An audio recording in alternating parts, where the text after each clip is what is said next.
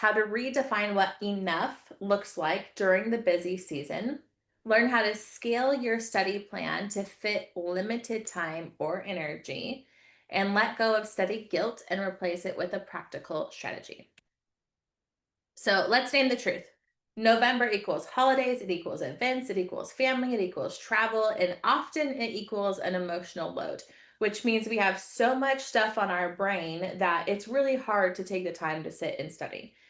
Study time shrinks and stress often rises or increases during this time as well. And especially when we're stressed, it's really hard to sit down and study. When we're stressed, we tend to have that motivation decrease, and it's harder to sit down and study because we have so much stress going on.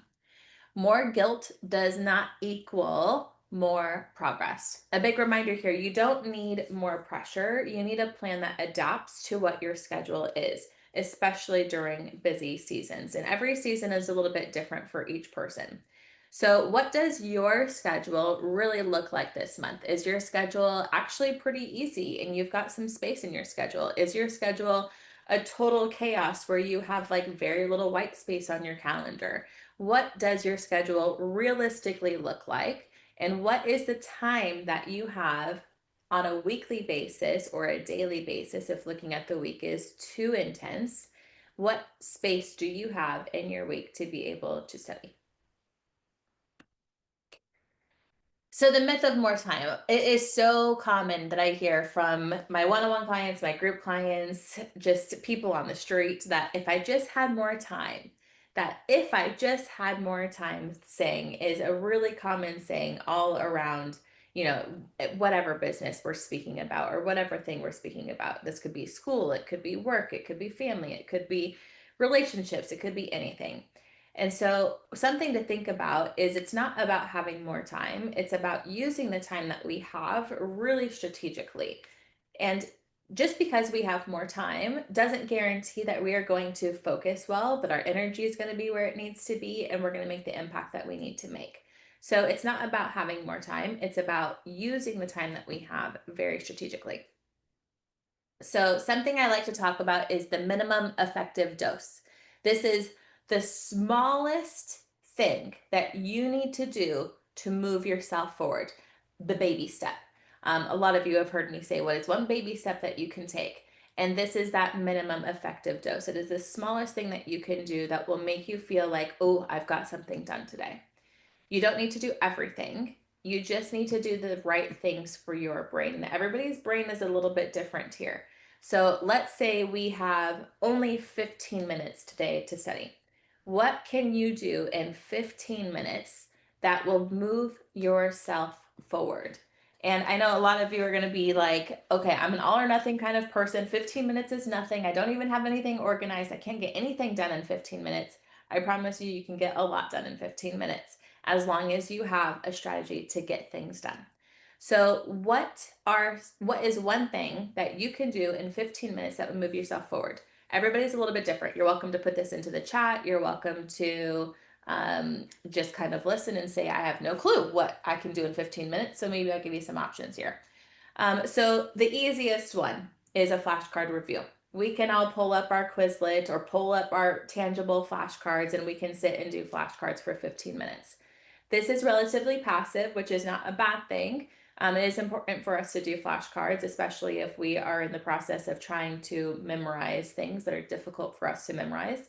But flashcards don't always help us with comprehension. They help us a little bit more with memorization. So if there are certain things that you need to memorize, flashcard review is great. If you are not really sure where your weak spots are or where your knowledge is strong in an area, a brain dump is a great thing to do for 15 minutes. You can set your little timers to go off for set it for 15 minutes, and literally whatever that topic is on your syllabus for that day or that week, whatever you run your syllabus by, you can brain dump every single thing that you know about that place. And then that when you look back at it, you can see where your holes are. You can see where you're not understanding things or where your brain isn't coming up with the information. Ooh, I like this one. In the chat, it says use 15 minutes to look up answers to outstanding questions or definitions. This is great. For those of you who use my method when it comes to taking notes, where you put the stuff over in the corner to go look up later, 15 minutes is a great time to go and use that for like investigation type of studying. You can teach anything in 15 minutes. We're doing this in 30 minutes, but it could be easily broken down to 15 minutes. You just go to the really heart of everything that you're doing. I like to do 15-minute focus sprints, and this would be like being the ultimate investigative journalist, where you have 15 minutes to go find all of the important details that you could possibly find about a specific topic that you're looking up, or essay question you have, or something along those lines, or the outstanding questions or definitions that you have before. You set your timer for 15 minutes and you sprint, and as much as you can, get all the information, put your resources all in one place, make a chat GPT, have it break a summary down for you, whatever the case it is. Ooh, here's another good one in the comments. Try to draw a map. There are so many things that you can do in 15 minutes. And drawing a full map might be difficult in 15 minutes if you're really a perfectionist, but you can color a full map for sure in 15 minutes using our coloring books. What is a quick, low effort study method that works well for you? We've got a couple that were already put into the chat. If you're watching the recording, I want you to sit and really think about this. Of the things I said, or what else comes to your brain that you can do that is low effort, that gives you that 15-minute push forward to feel like you are getting something done. Next is to define your study floor and your study ceiling. So your study floor is what you do on a low capacity day. You have 15 minutes that day, and that is the only space you have in your calendar, and that is okay. What do you do when you only have 15 minutes for the entire day? And then what is your study ceiling? What you aim for on a high capacity day. You have only one meeting planned that day. You don't really have anything you have to do. You have a fully open schedule, which is daunting to some people, to be like, okay, I have 4 hours. I can sit and do whatever I want for those 4 hours. How do you make a plan for yourself on the days when you only have 15 minutes and the days when you have a fully open capacity? When you can create both of those, you will never start from zero.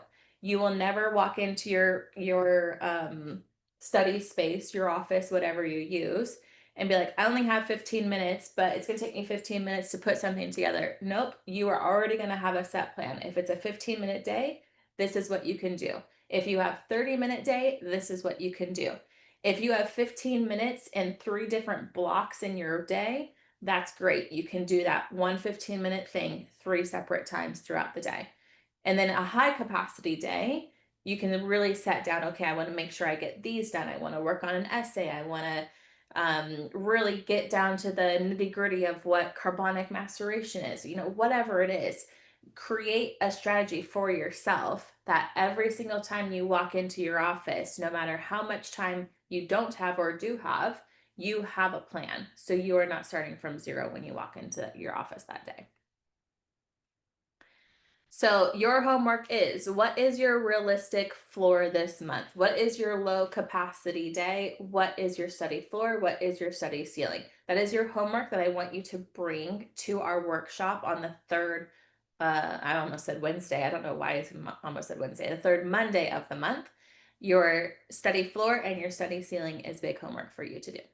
Ooh, I like this. In the comments, low capacity day could be making a study binder, organizing notes, laminate maps or one pages, outlines for essays, look up examples. And for a high capacity day, it could be researching topics, reading, note taking, tasting flights, and writing essays. These are really good low capacity and high capacity days.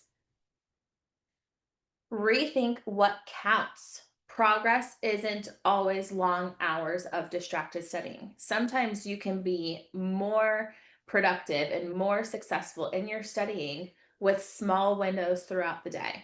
I have one one-on-one client who has 4 blocks in his day each day that he sits and studies. And it's anywhere from 10 to 25 minutes each day that he has these blocks set up.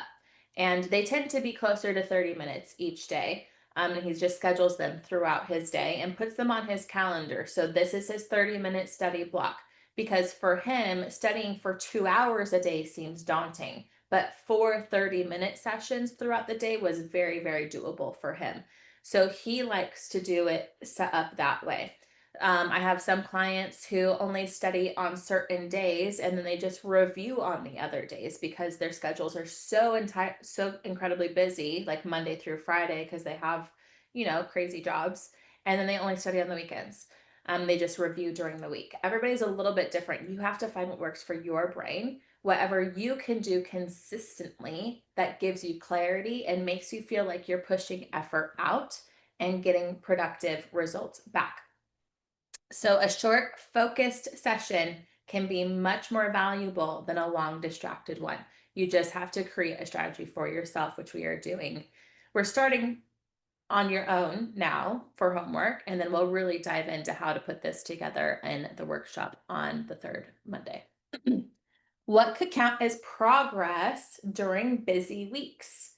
This is something that is really good to have down for yourself, especially if you're really hard on yourself when you have busy weeks and you feel like you aren't getting things done. So maybe it's like a little checklist or something that you have on the side of your computer or at a special place on your wall or on your desk that says, on busy weeks, these things count as progress. That could be completing one map. It could be doing one brain dump. It could be doing an outline. It could be anything you want it to be.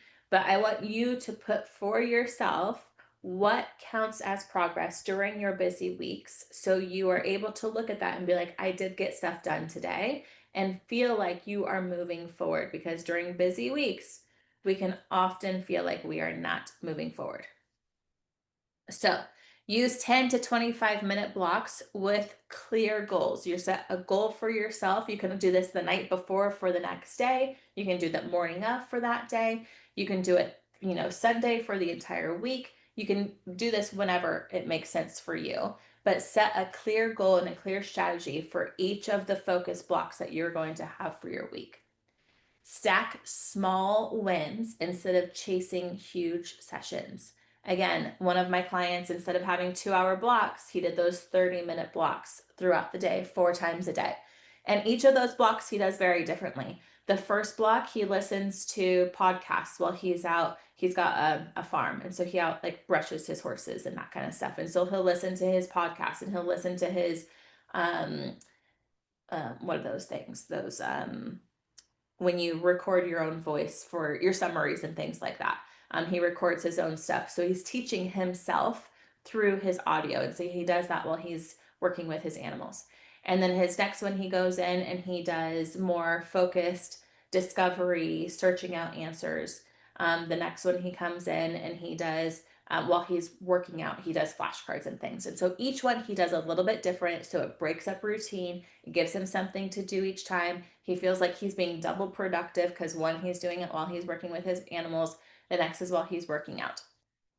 And then try pairing content types together. So maybe 10 minutes you focus on grapes, 10 minutes on classifications. And I'm going really, really broad here. You want this to go a little bit deeper for your individual 10 minutes, because 10 minutes just for grapes, if it's like one of those AOCs in France that has like a million grapes, that could take more than 10 minutes. So be really strategic in the way you do these. So shorter time often forces you to have a tighter focus.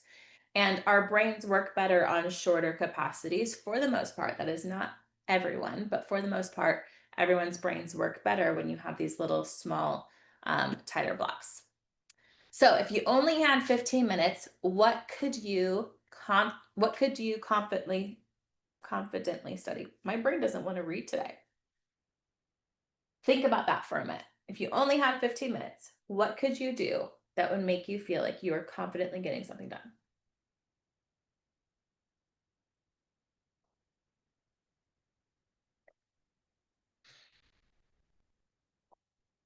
All right, this is the hardest one. for so many people, myself included. I am very much an all or nothing kind of person.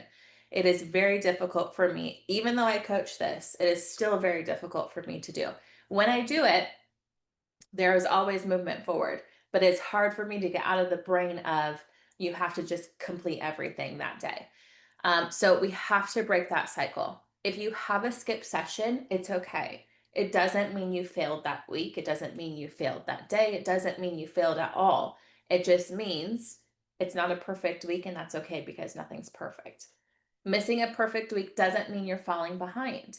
It doesn't mean that you are now off schedule. It just means now you get to adapt your schedule a little bit.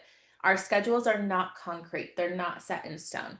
They are here to move with us because we are humans. Life happens, things come up, work happens, stress happens, sickness happens, family happens, things happen. And so it's really important that you make sure that you are agile with your life, with your study plan.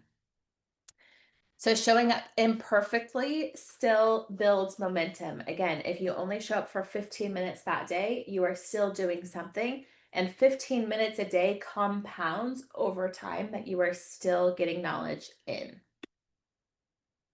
What does imperfect action look like for you this season? I don't think that's English, but I think you know what I'm trying to say.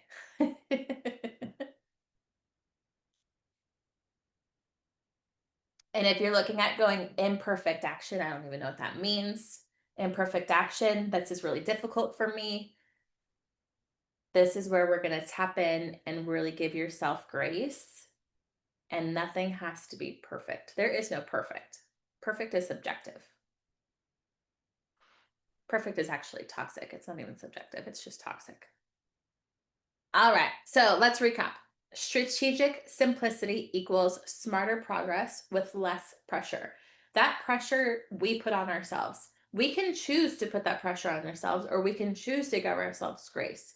And so if we can say, I'm going to work a little smarter, I'm not going to focus on working harder, I'm not going to put so much pressure on myself, I'm going to give myself grace with these 10-minute windows or 30-minute windows or whatever the case they are for you, we can scale our plan to fit our life. And that's really what we should be doing.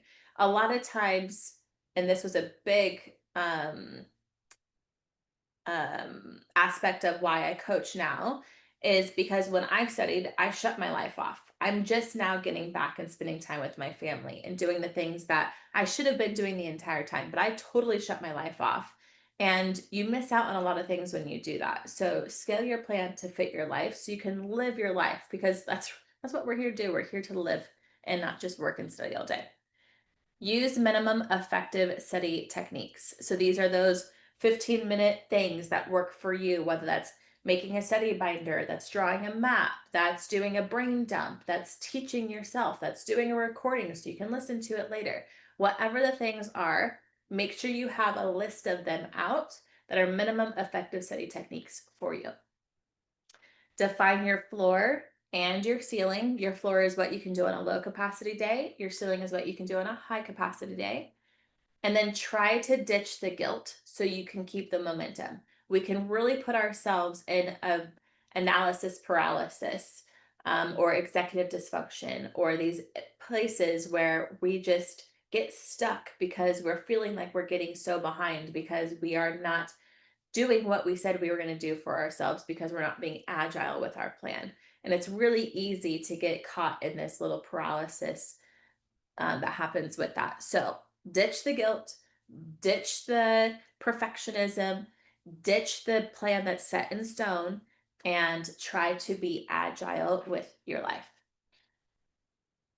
So your homework to do before the workshop is to identify your study floor, identify your study ceiling for this entire holiday season, and then test one minimum effective dose technique this week. That can be your 15-minute sprint, that can be your brain dump, that can be your recording your summary, that could be having ChatGPT write a summary for you and then rewriting it or summarizing it yourself. It can be flashcards, it can be anything you want it to be. I want you to write out a list of maybe 5 or 10 and then test one of them at least and see how it goes for you.